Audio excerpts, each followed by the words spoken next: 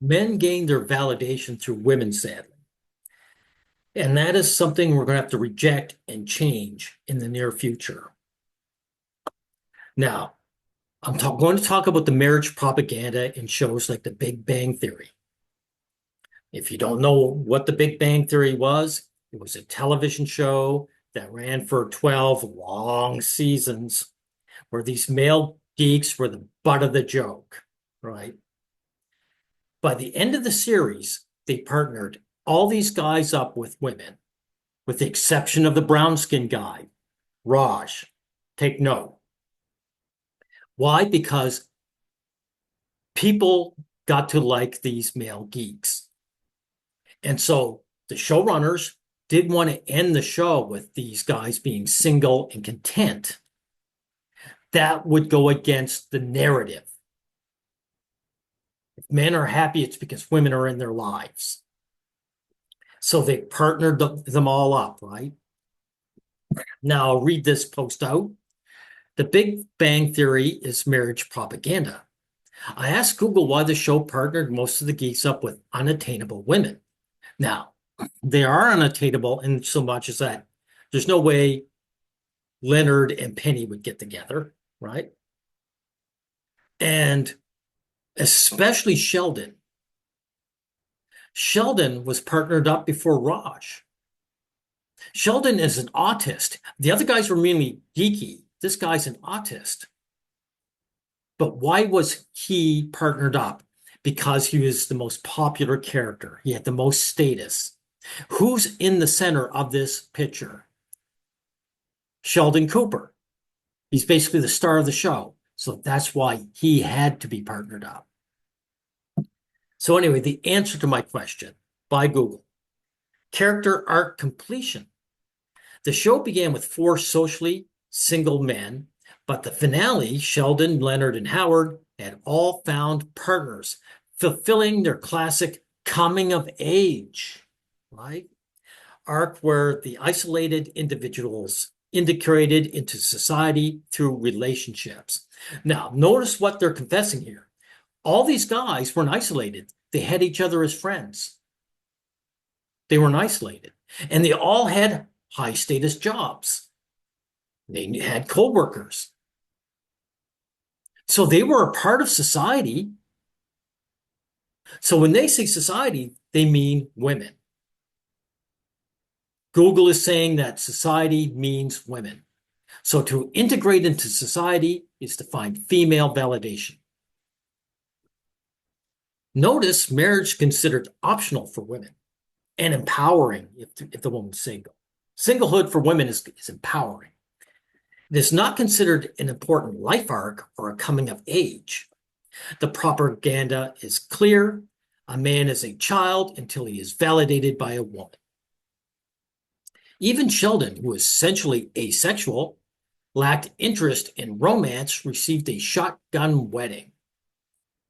Leaving him as a content bachelor was bad for optics in such an anti-male television show. Racism disguised as a positive life choice, right? This is Raj. Contrast with Raj, the creators explicitly notice that it's not necessary for every character to be in a relationship. Executive producers stated that leaving Raj single provided him a realistic, open-ended conclusion, emphasizing that one does not need a partner to be happy.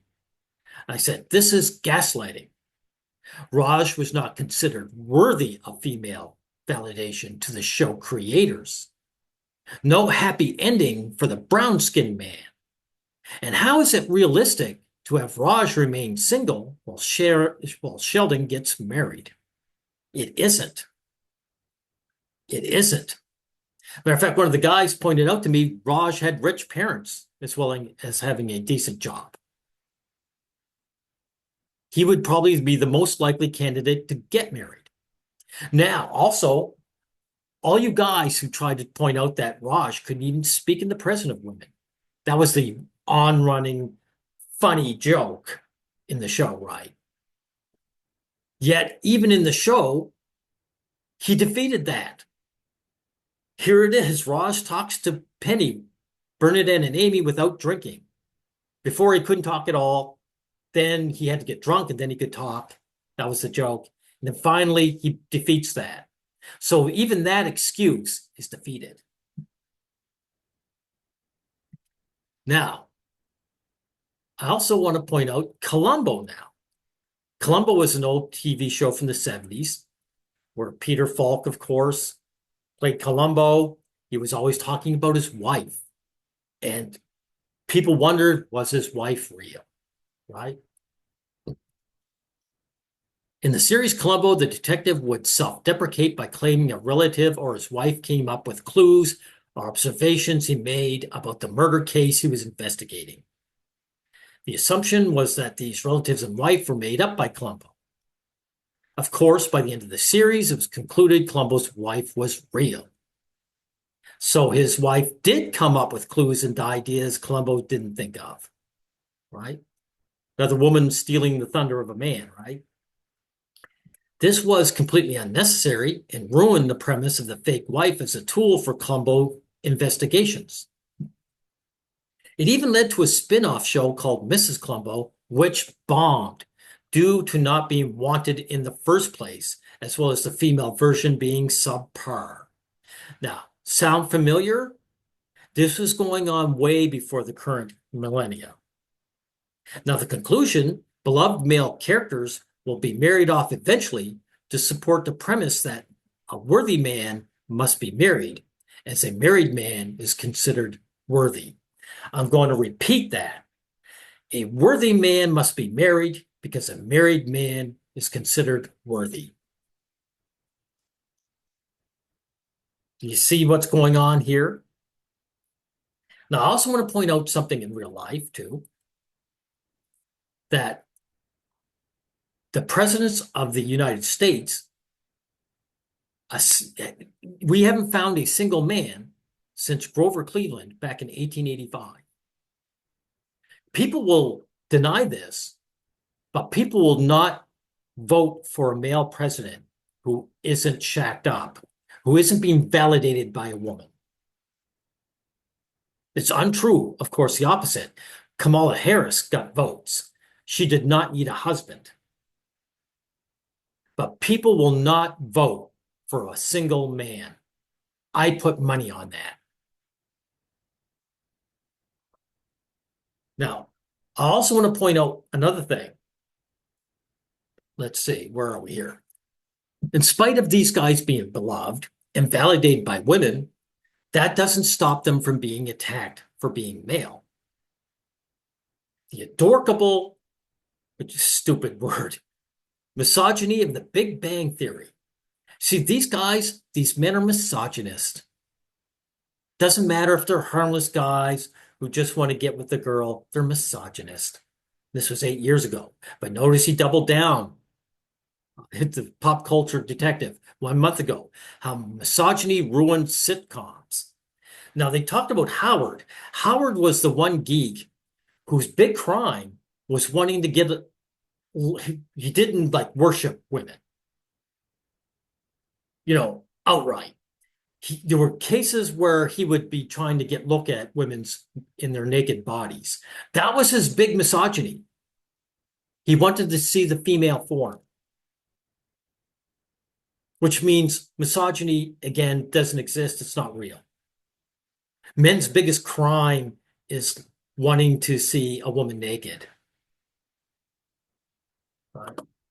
Again, but the point is, all these guys, they get validated by women, doesn't stop them from being attacked, does it? And also, just for you lookism guys, the pop culture detective is Jonathan McIntosh. He's 6'4", he's square-jawed, he's a good-looking man. Why did he need to become a male feminist? Why did McIntosh become a male feminist? It wasn't necessary. He's this tall, good-looking guy. Women will just go for him. Just thought I'd add that in. Now, the conclusion to this is very obvious. That guys going ahead have to do a verbal pushback. Well, not just verbal. We got to push that period against this propaganda. because this is death waiting for us. And I mean that in a real life case. This is not exaggeration. Women are openly hostile to men now. So trying to be validated through them is going to end up in tragedy. That's why we have to push up back against this propaganda and reject it. Remember Sherlock Holmes, guys. Sherlock Holmes in his era was a single guy. But by the 1970s, Columbo, he had to be married. If he was a likable man who had integrity, this is his character. He was a likable man who was meek, he was mild, he had integrity, he had it all. He was the ultimate human being. So he had to be married. Untrue in the past with Sherlock Holmes. Okay. And so this is the kind of propaganda we have to fight against. Because our very well-being as human beings is impingent on doing that. Because this isn't just a dead end for men. This is abuse, this is depression, this is suicide. And I reject it.